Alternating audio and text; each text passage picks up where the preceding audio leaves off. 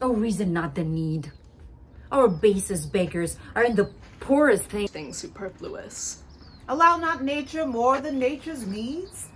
Man's life's as cheap as beasts. Thou art a lady. If only to go warm were gorgeous, why? Nature needs not what thou gorgeous wearest, but scarcely keeps thee warm. But for true need, you, heavens, give me that patience. Patience I need. You see me here, you gods. A poor old man, as full of grief as age. Wretched in both. If it be you, stir these daughters' hearts against their father. Fool me not so much to bear it tamely.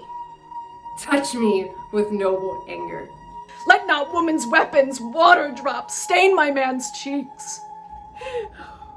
No. You, unnatural hags. I will have such revenges on you both, that all the world shall, I will do such things. What they are, I know not, but they shall be the terrors of the earth. Do you think I will weep? No. I will not weep. I have full case of weeping, but this heart shall break in 100,000 flaws, or ere I weep. Oh, fool, I shall go mad. Have I not reason, think you, to look pale? These two have enticed me hither to this place. A barren, detested vale. You see it is? The trees through summer yet forlorn and lean. Overcome with moss and baleful mistletoe. Here never shines the sun. Here nothing breeds unless the nightly owl or fatal raven. And when they showed me this abhorred pit, they told me, here, at the dead time of the night, 1,000 fiends. 1,000 hissing snakes. 10,000 swelling toads, as many urchins.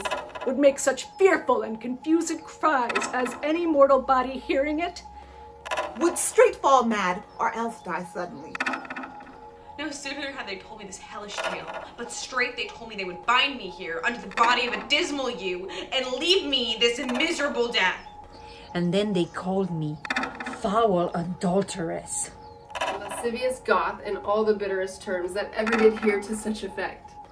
And had you not by wondrous fortune come, This vengeance on me they had executed. Revenge it. As you love your mother's life, or be ye not henceforth called my children.